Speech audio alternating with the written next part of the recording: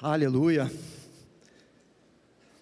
Bênção. Irmãos, como eu falei aqui, essa semana foi uma semana de muita atividade na nossa igreja.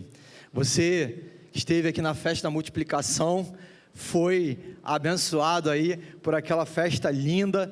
Nós conseguimos aqui lotar a igreja, foi uma celebração única por tudo aquilo que o Senhor fez nesse primeiro semestre. E nós cremos que o Senhor ainda vai fazer muito mais nesse próximo semestre aqui. Você crê nisso? Então pergunta para o irmão do seu lado assim, ó, você está em célula? Se não tiver em célula, você já convida ele aí, ó. Já convida ela para uma célula.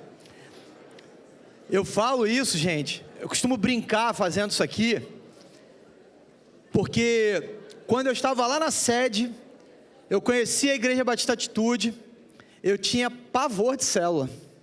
Eu não gostava de célula de jeito nenhum. E quando alguém me convidou, eu resolvi abrir o coração. Falei assim, não, eu vou lá. Eu conheço de ouvir falar, eu nunca participei. Eu preciso chegar lá nessa célula, preciso entender o que é célula. E aí quando eu cheguei lá na célula, eu vi aquele povo receptivo, aquele povo cuidando, aquele povo abraçando as pessoas. Eu falei assim, poxa, eu preciso viver isso. E aí quando eu cheguei na célula, eu vi que de fato, aquilo ali era uma igreja de verdade. Eu falei assim, é aqui que as pessoas são cuidadas, é aqui que as pessoas abrem o seu coração, é aqui que o choro, a lágrima é derramado, mas que o milagre também acontece. Célula é lugar de milagre. Célula é lugar de você viver o sobrenatural de Deus. Então não fique de fora de uma célula. Se você ainda não encontrou uma célula, você me procura ali fora na saída, porque eu quero te direcionar para uma célula. Quero te encaminhar para uma célula. Irmãos, eu queria refletir com vocês nessa manhã sobre algo que provavelmente ninguém gosta. Perder alguma coisa. Quem gosta de perder alguma coisa aí? Eu não gosto de perder nem moeda, gente. Nem moeda. Se eu perco moeda, eu fico chateado.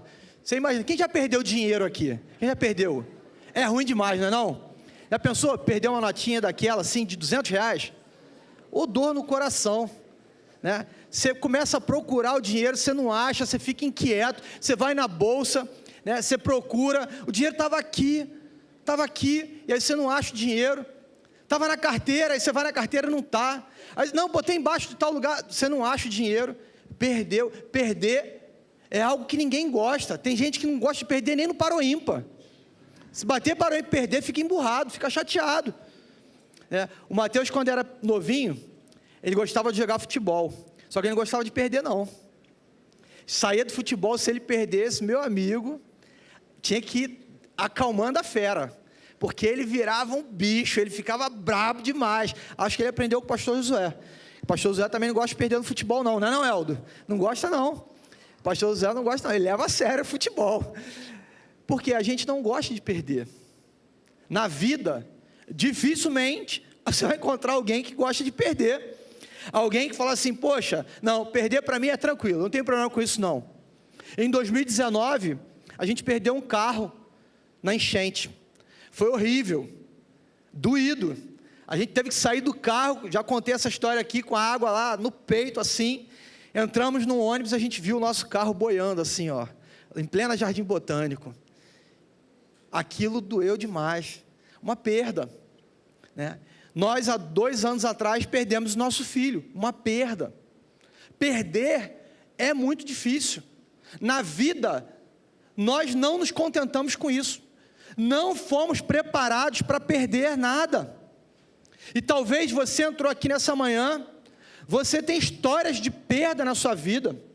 Um namorado que você perdeu, alguém que você amava muito, um casamento que foi desfeito, um filho que faleceu, uma mãe, uma tia, uma avó, alguém que você amava muito que foi embora, ou que te deixou, ou que faleceu.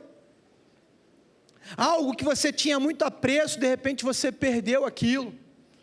Eu lembro que nessa enchente lá em 2019, quantas pessoas perderam famílias ali, pessoas que perderam as suas casas. uma economia de toda uma vida para construir uma casa, e de repente você vê a sua casa devastada por uma enchente. É triste, é doído demais, mas acontece. E a Bíblia, ela nos relata, ela nos mostra uma história de superação diante de perdas, muitas histórias de restituição, inclusive. Eu queria pensar com você nessa manhã sobre uma dessas histórias, uma história onde tudo parecia perdido. E pastor, como agir quando tudo parece perdido? Como que a gente faz quando na vida, às vezes a gente encontra situações onde parece que está tudo perdido, não existe mais saída, aos nossos olhos, nós olhamos e falamos assim, não tem jeito. Como lidar com essa situação? Eu queria que você, por favor, abrisse a sua Bíblia, lá no primeiro livro de Samuel, no capítulo 30, nós vamos ler alguns versículos desse capítulo, primeiro livro de Samuel, capítulo 30.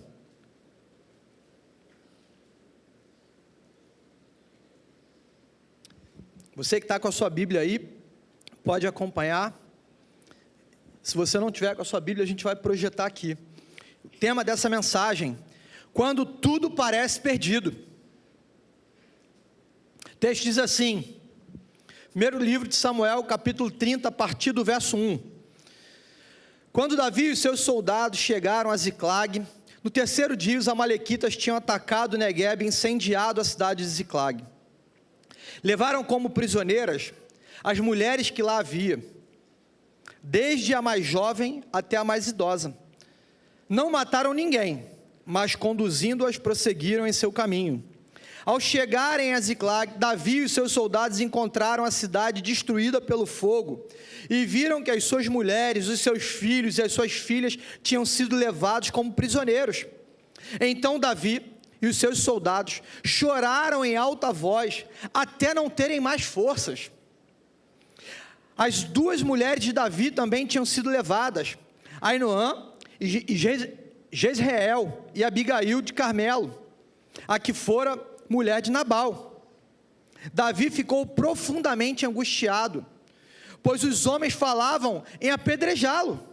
Todos estavam amargurados por causa de seus filhos e filhas. Davi, porém, fortaleceu-se no Senhor, o seu Deus. Então ele disse ao sacerdote Abiatar, filho de Aimeleque, traga-me o colete sacerdotal. Abiatar o trouxe a Davi. Versículo 8.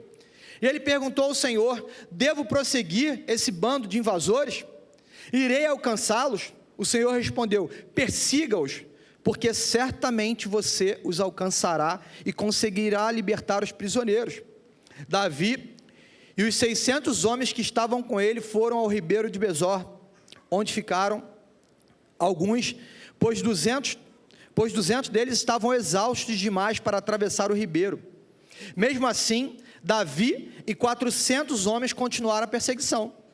Encontraram um egípcio no campo e trouxeram a Davi.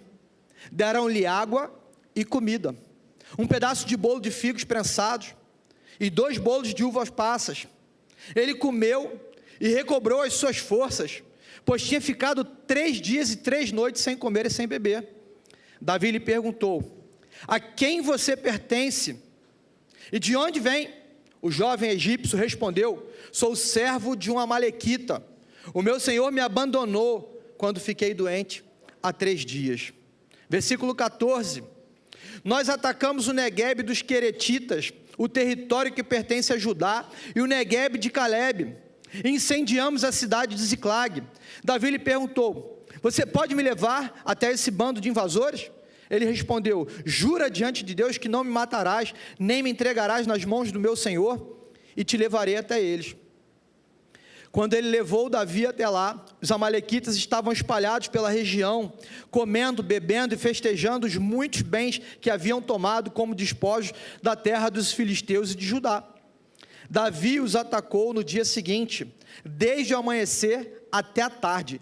Nenhum deles escapou, com exceção de 400 jovens que montaram em camelos e fugiram. Davi recuperou tudo o que os amalequitas tinham levado, incluindo as suas 2 mulheres. Nada faltou, nem jovens, nem velhos, nem filhos, nem filhas, nem bens, nem nenhuma outra coisa que fora levada. Davi recuperou tudo. Tomou também todos os bandos dos amalequitas, e os seus soldados os conduziram à frente dos outros animais, dizendo: estes são os despojos de Davi. Então Davi foi aos 200 homens que estavam exaustos demais para segui-lo, e tinham ficado no ribeiro de Besor. Eles saíram para receber Davi e os que estavam com ele. Ao se aproximar com seus soldados, Davi perguntou-lhes como estavam. Contudo, todos os homens maus e perversos entre aqueles que tinham ido com Davi disseram: uma vez que não saíram conosco, não repartiremos com eles os bens que recuperamos. No entanto, cada um poderá pegar a sua mulher e os seus filhos e partir. Davi, no entanto, respondeu: não, meus irmãos, não façam isso com o que o Senhor nos deu. Ele nos protegeu e entregou nas nossas mãos os bandidos que vieram contra nós. Quem concordará com o que vocês estão dizendo? A parte de quem ficou com a bagagem será a mesma de quem foi à batalha. Todos receberão partes iguais. Davi fez isso, um estatuto e uma ordenança para Israel, desde aquele dia até hoje. Vamos orar? Pai, essa é a Tua palavra, Senhor. Esse texto poderoso, Pai, que tem algo para nos ensinar. Nós queremos Te pedir que o Teu Espírito Santo venha sobre nós de maneira poderosa, Pai, e nos revele a Tua vontade nessa manhã. Amém, Senhor. Queridos, o texto aqui, ele nos revela uma história, a história de Davi, um homem conhecido como homem segundo o coração de Deus. Esse jovem Davi estava nesse contexto aqui, fugindo de Saul. Saul era o rei. Não sei se você se lembra, inclusive na quinta-feira o pastor José falou sobre isso aqui. Davi tinha sido ungido rei, ainda garoto, lá quando cuidava das ovelhas de seu pai. Só que muito tempo depois é que ele vai tomar posse do seu reinado. Nesse momento aqui, nesse contexto da história, Davi estava fugindo de Saul. Saul procurava matá-lo. Saul estava com sangue nos olhos, falando assim: eu vou pegar esse garoto, ele não vai herdar esse trono não, eu vou matar ele. E aí Davi então resolve se juntar ao exército filisteu, inimigo do povo de Israel. E naquele momento, Davi faz isso com o intuito de falar assim: bom, eu vou me juntar aqui, Saul vai parar de me perseguir. Ele faz isso, ele vai lá, se junta ao povo filisteu, e naquele momento que ele se junta ali ao povo filisteu, o povo resolve tramar uma guerra contra o povo de Israel. Então você imagina o livramento que Deus estava dando para Davi naquele momento. Ele iria guerrear contra o seu próprio povo, ele iria guerrear contra o povo de Israel. Davi, um israelita, iria contra o seu próprio povo, mas Deus não permite que isso aconteça. Ele fala assim, ele dá ordem ao comandante daquele exército, fala assim: não, Davi não vai não, ele vai ficar aí. Você pode acompanhar essa história toda a partir do capítulo 27, o texto começa dizendo que o comandante fala assim: não vamos levar Davi para essa guerra, porque se ele for para essa guerra, está arriscado ele trair a gente lá, é o povo dele. Chega no meio da guerra, ele vai querer fazer graça para Saul, querer retomar a confiança do rei dele, e ele vai trair a gente. Então não vamos deixar ele não, manda ele voltar lá para Ziclag, que era a terra que ele havia recebido, como cidade de refúgio ali. E ele então volta para aquela cidade. Quando Davi chega junto com o seu povo, o texto diz que ele tinha 600 homens junto com ele. Quando ele chega naquela cidade, ele vê um cenário totalmente devastado, a sua cidade toda queimada. Ele olha e fala assim: cadê os homens e mulheres dessa cidade? Onde está esse povo? Aonde esse povo foi parar? O que aconteceu aqui? Davi começa a chorar. O texto diz que ele, junto com todo o seu povo, começa a chorar. Eles perdem as forças de tanto chorar. Davi entra em desespero. Eu fico imaginando você chegar numa cidade, você sem saber o que está acontecendo, tentando se localizar ainda. Assim, pronto, mataram todo mundo. Queimaram os corpos de todos aqui. Não é possível, cadê o meu povo? Cadê minha família? Levaram minhas mulheres, levaram meus filhos, levaram todos os bens que a gente tinha aqui. E Davi, ele sai dali e ele vai buscar o Senhor. Ele então começa a orar, ele começa a buscar Deus, ele começa a clamar ao Senhor, ele começa a tentar entender o que acontece. E aí Davi pergunta ao Senhor: Senhor, eu tenho que ir atrás deles? É isso mesmo? Eu vou atrás desse povo? Será que eu vou alcançá-los? E o próprio povo que estava com Davi olha para aquela situação e se levanta contra ele. Começa a achar que Davi tinha culpa no cartório. Espera aí, isso aqui é problema de Davi, foi ele que trouxe a gente para cá, vamos apedrejar Davi. E o povo começa a querer se levantar contra ele.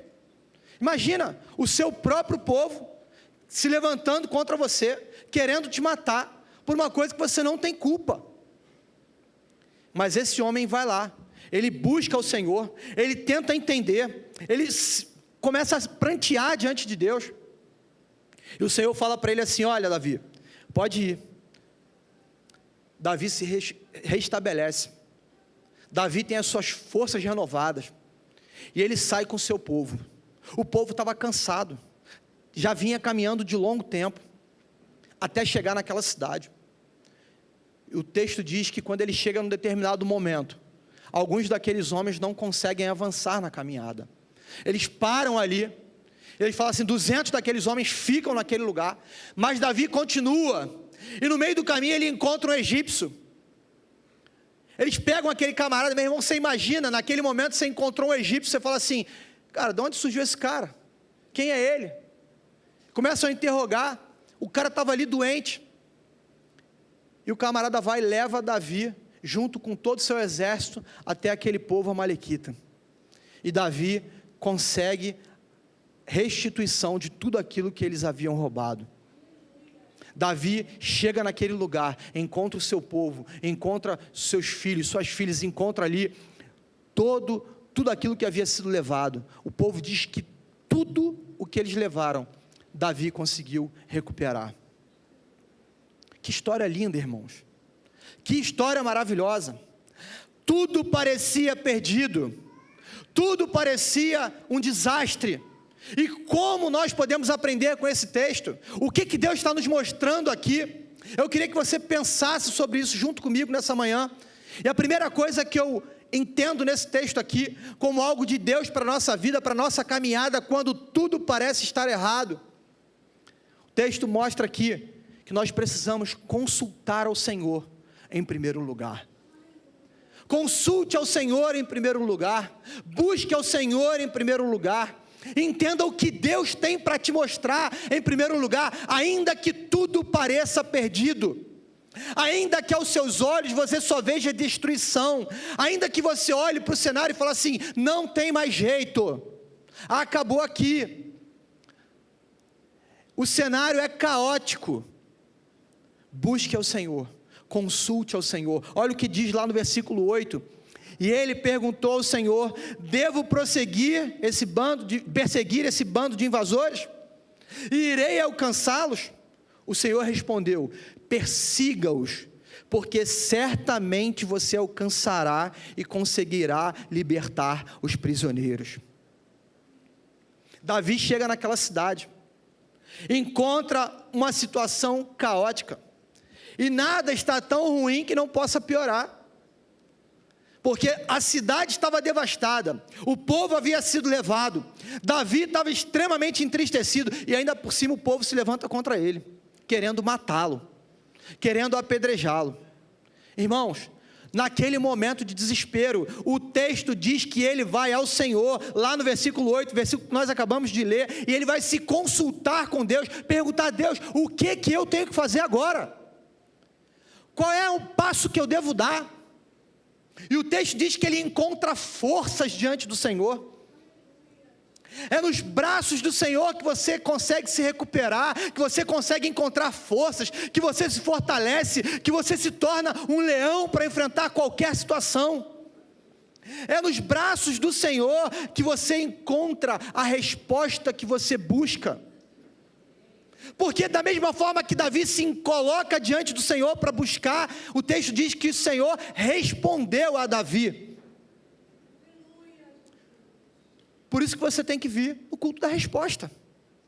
É por isso que você tem que estar aqui buscando ao Senhor, porque você vem buscar uma resposta e Deus não vai te deixar sem resposta. Quando você se ajoelha para buscar ao Senhor, eu estava falando isso com o pessoal da intercessão na sexta-feira. Aliás, que momento, né, Edileuza? Estava num gabinete com a Rafa, e a gente saiu de lá, o Ministério de Intercessão estava reunido ali em oração. Essa é uma igreja que ora, irmãos. Essa é uma igreja que se coloca na brecha pela sua vida. Quando nós fizermos um chamamento aqui, para oração, não deixe de vir, não deixe de estar junto. A gente conversava com o pastor Josué na quinta-feira, falando sobre as 72 horas de oração. Ele ficou impressionado, irmão. Ele falou assim, como é que é? Vocês conseguem ficar 72 horas aqui? Eu falei, 72 horas, pastor. Porque é uma igreja que entendeu o poder da oração. É uma igreja que entendeu que ainda que esteja tudo perdido, que aos nossos olhos tudo esteja perdido, precisamos consultar o Senhor, precisamos buscar ao Senhor. Se queremos direção, se queremos saber para onde ir, se queremos o passo a passo de Deus, precisamos buscar a sua face. Consulte ao Senhor. Saímos de lá do gabinete, passamos ali na intercessão, começamos a orar junto com o povo lá na intercessão, e ali a gente pode sentir a presença sobrenatural do Senhor. Eu tenho certeza que muitas pessoas saíram dali com respostas.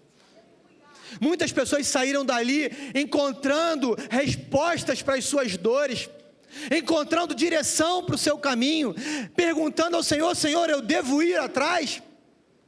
Eu devo ficar parado? Eu vou alcançá-los? Eu vou para outro caminho? Qual é a direção, Deus? Qual é a direção? O texto vai dizer que até as mulheres e as crianças foram levadas.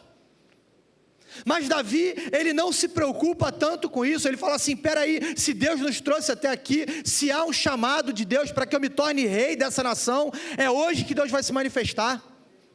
E ele se coloca ali diante de Deus, ele vai buscar a face do Senhor, e aquele conselho de Deus chega sobre a vida de Davi. Irmãos, o texto está nos mostrando aqui, Davi não saiu ali desesperado, procurando um, procurando outro. Espera aí, eu vou procurar o irmãozinho da oração, para saber o que eu devo fazer. Eu vou na igreja tal aqui, procurar, se eu vou para lá ou se eu vou para cá. Eu vou no ministério XYZ. Não, ele foi buscar no Senhor. A palavra que eu dei para o pessoal lá na intercessão nesse dia, que quando Moisés, ele sobe ao monte, e ele desce com seu rosto resplandecendo, aquilo que reflete diante do povo, é resultado daquilo que ele buscava no secreto com Deus. Aquilo que você busca no secreto com Deus, é resultado daquilo que vai acontecer aqui no altar. Não é o contrário. Não é o que você busca no altar que vai refletir na sua vida, é o que você busca na sua vida que reflete na igreja. E é isso que Davi está mostrando aqui para mim e para você. Ele está mostrando aqui que nós precisamos sim ter amigos, conselheiros, até porque lá em Provérbios 15, 22 diz, os planos fracassam por falta de conselho, mas são bem-sucedidos quando há muitos conselheiros. Precisamos de conselhos. Precisamos de conselhos. Mas muita gente está buscando conselho no homem e está esquecendo de buscar conselho em Deus. Nós precisamos buscar primeiro o conselho no Senhor, irmãos. Nós precisamos nos colocar aos pés do Senhor. É lá na tua casa. É lá, você e Deus. O mundo está desabando, parece que está tudo errado, mas você fala assim, eu vou buscar o Senhor. Eu não abro mão disso, é o meu Deus que vai me dar direção. Eu já falei para vocês, já compartilhei aqui, quando eu completei 10 anos de casado, hoje a gente tem 27 anos de casado, quando eu completei 10 anos de casado, faz as contas aí, conheci a Rafa lá na maternidade, nós Fomos prometidos ali pelos nossos pais. Brincadeira. Mas, como eu já falei aqui, 10 anos de casado, a crise bateu lá em casa. E eu falei assim, eu preciso buscar ao Senhor.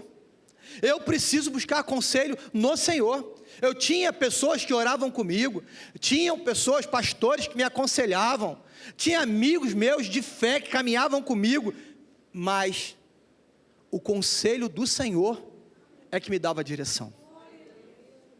Para de ouvir aquela vozinha que fica dizendo para você o tempo todo o que você precisa fazer, você começa a entrar em confusão, porque um diz uma coisa, o outro diz outra, o terceiro diz outra, e você começa a ficar igual a barata tonta, sem saber para onde ir.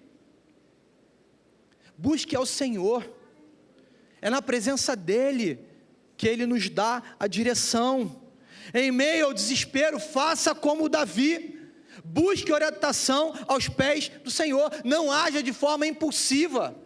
Davi poderia sair dali desesperado, procurando rastro de onde aquele povo estava, podia ter uma emboscada para ele, e ele perder os seus 600 homens, mas não, ele fala assim, eu vou buscar ao Senhor. Em tempos de crise, é fundamental você buscar Deus. Em tempos de crise, é fundamental nós depositarmos a nossa confiança naquele que sabe o melhor caminho, que tem o melhor conselho. Deus, Ele tem o melhor conselho para a sua vida. Busque ao Senhor, entenda qual é a direção que Ele está te dando. Agora, para que você faça isso, você não pode abrir mão da sua caminhada com Ele. Você não pode abrir mão de estar próximo dEle. O segredo de ser bem-sucedido no tempo de crise é buscar conselho no Senhor. A segunda coisa que esse texto aqui também nos ensina: quando tudo parecer perdido, enxergue além das suas perspectivas. Enxergue além daquilo que os seus olhos veem. Enxergue além daquilo que você espera. Olha o que o texto diz. Versículo 11. Encontraram um egípcio no campo e o trouxeram a Davi. Deram-lhe água e comida. Interessante isso. Davi está caminhando lá com o seu povo, de repente encontra um egípcio. Alguém improvável. Um camarada doente no meio do caminho. Era 2 espirros e ele morria. Não precisava nem fazer força.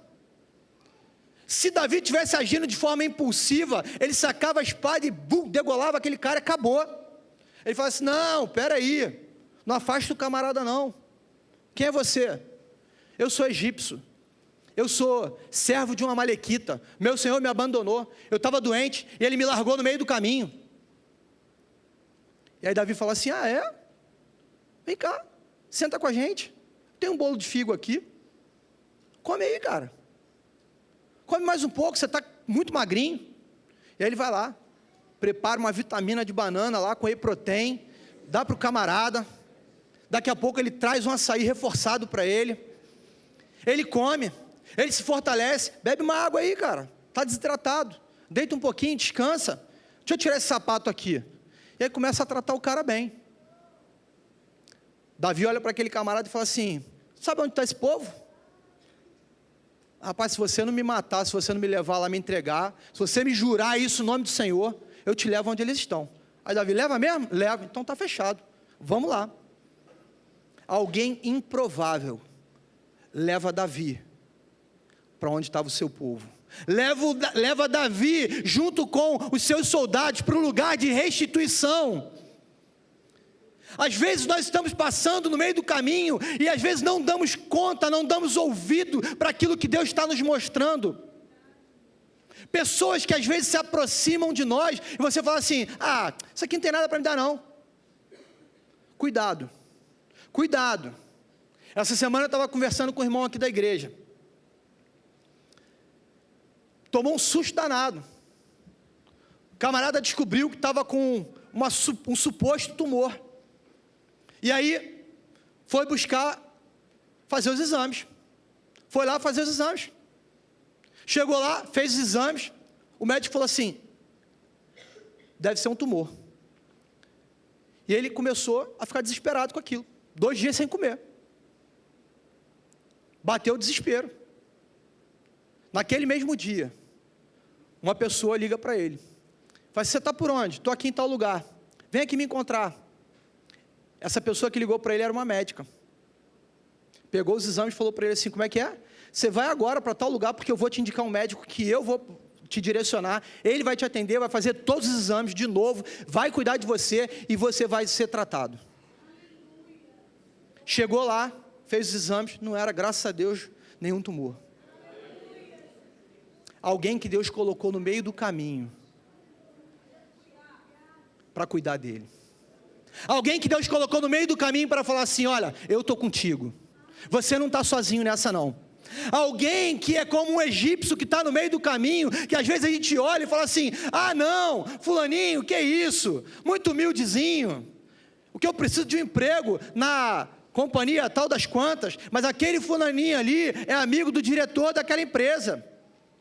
Ele é que faz a faxina na sala do diretor todo dia. Ele passa o paninho no vidro lá, deixa brilhando. Ele tem acesso àquele camarada que você não tem.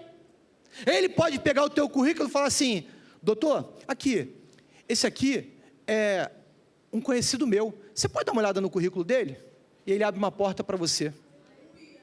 Isso aconteceu comigo, irmão. Quando eu tinha terminado o ensino médio, eu queria cursar economia. Um belo dia, no aniversário da minha avó, chega uma pessoa lá, um camarada improvável. Eu não conhecia ele não era amigo da família, era uma festinha, bolo da casa do bolo, na casa da minha avó, bateu um parabéns, velhinha, parabéns para você, nesta data querida, né?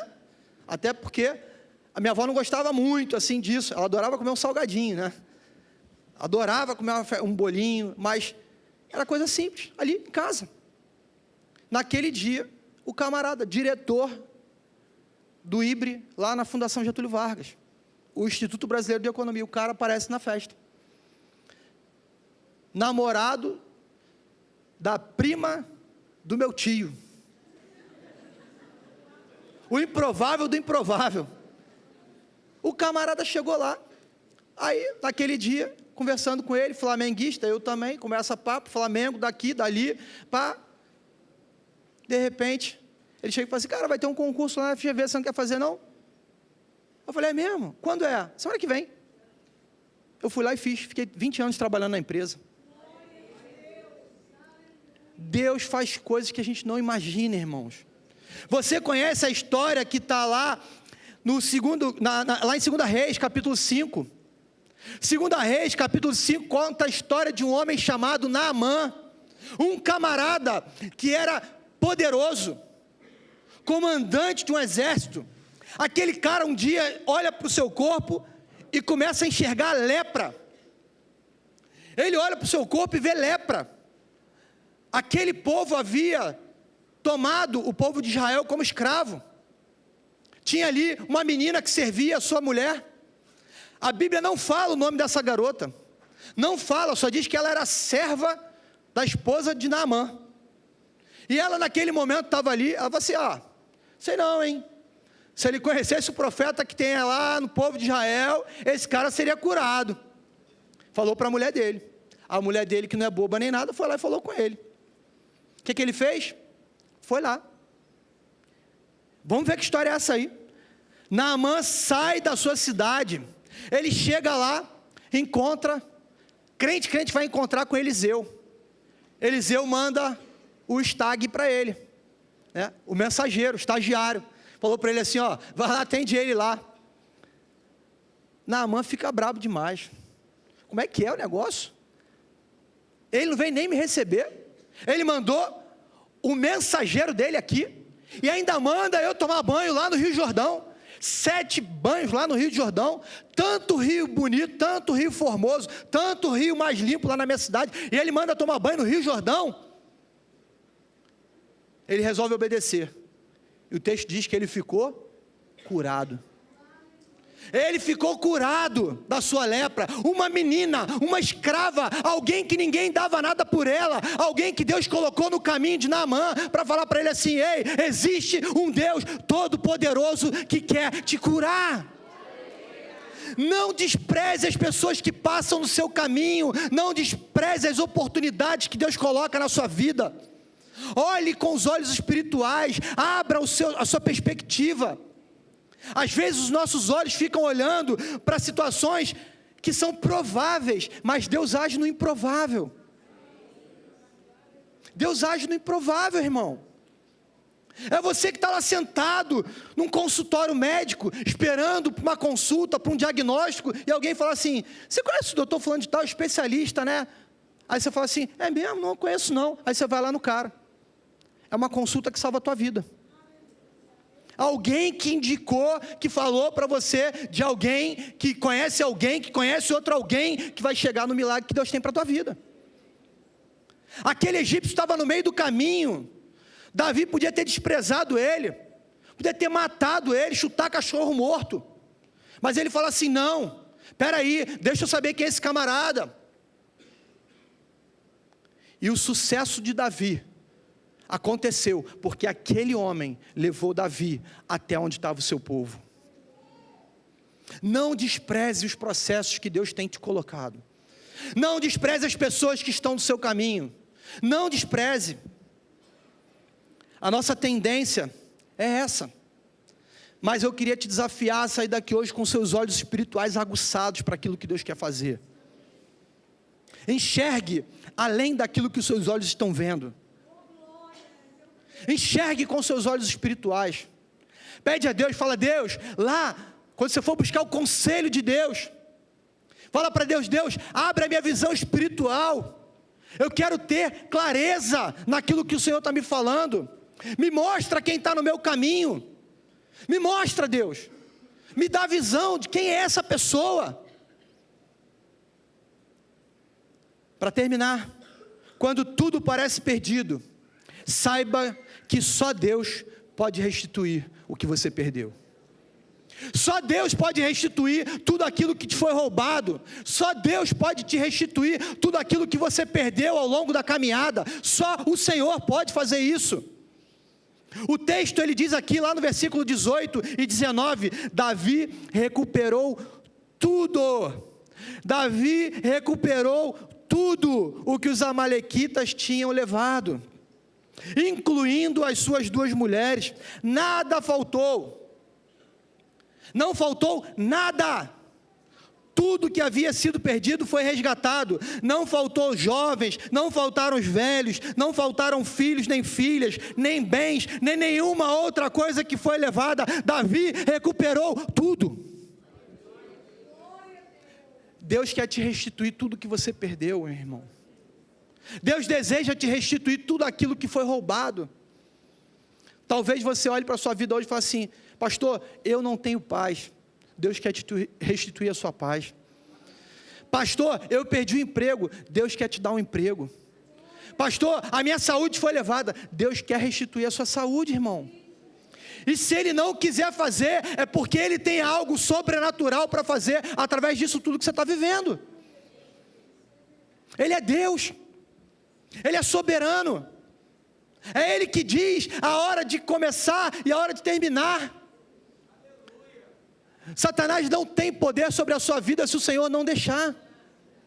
É Ele que diz até onde o cachorro encolerado pode ir ou não. É Ele que diz.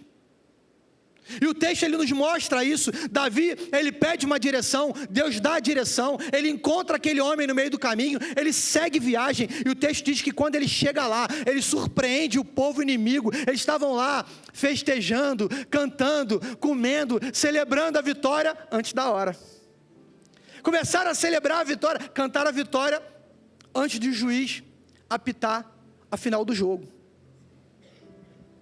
E como bom flamenguista, não posso deixar de falar do gol do Pet.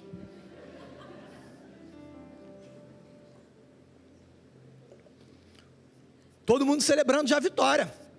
Todo mundo comemorando o título. O Pet vai lá, ajeita a bola, dá aquele passinho para trás, coloca na gaveta. Flamengo campeão. Flamengo campeão. O povo amalequita foi comemorar a vitória antes do tempo, irmão. André, foram comemorar a vitória antes do tempo, André. Não dá não.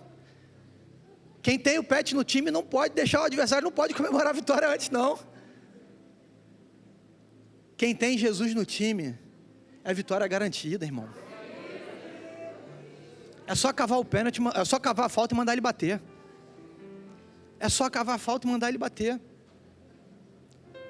O jogo estava lá. Os amalequitas estavam lá comemorando vitória. Saqueamos o povo de Israel. Pegamos os homens, pegamos as mulheres, pegamos as crianças, pegamos tudo. E aí Davi chega lá, pega aquele povo de surpresa.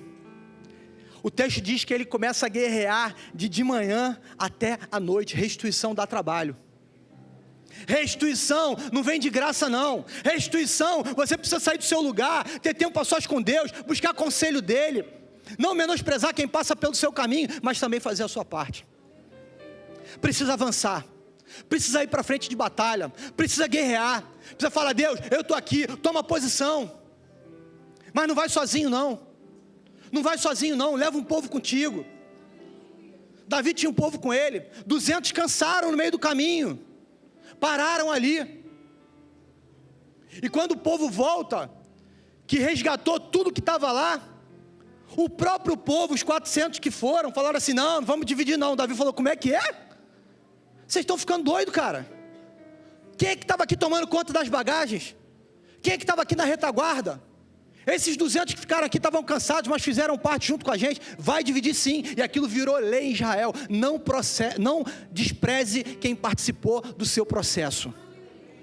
Não despreze quem está na caminhada contigo. Não despreze.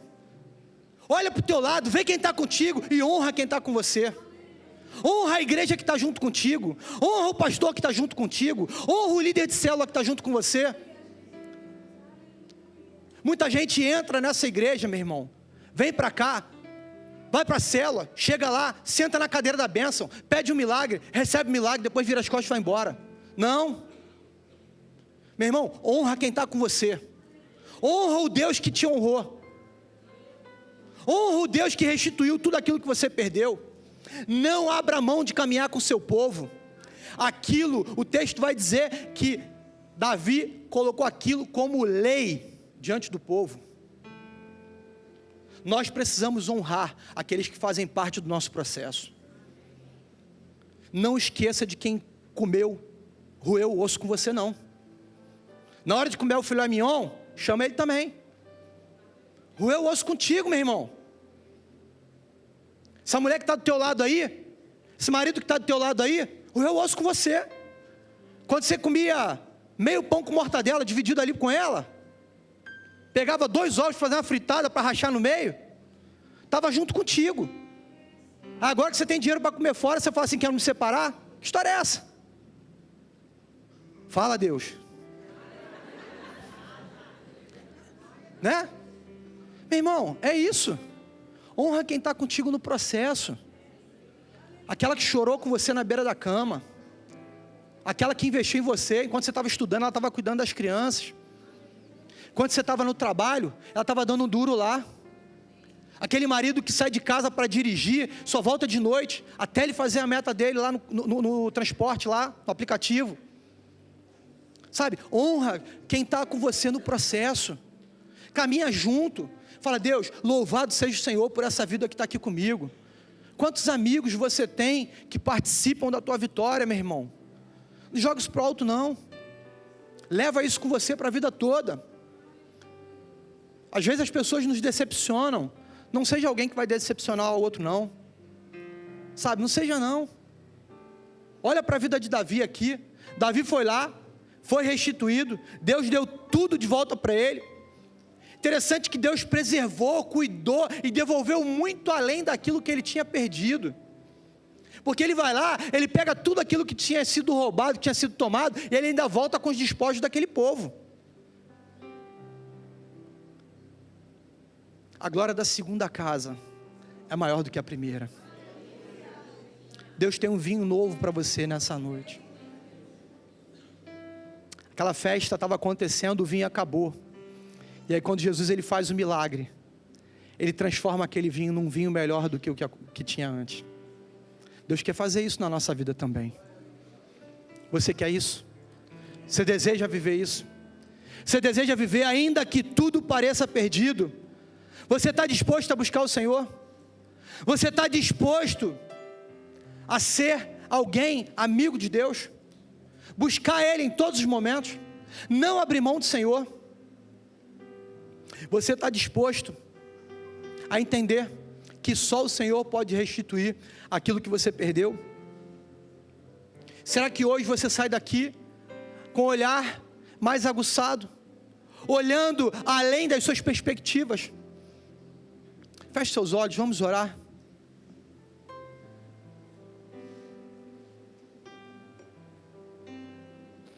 Deus, nós te louvamos, Pai, porque o Senhor é um Deus de restituição, Pai.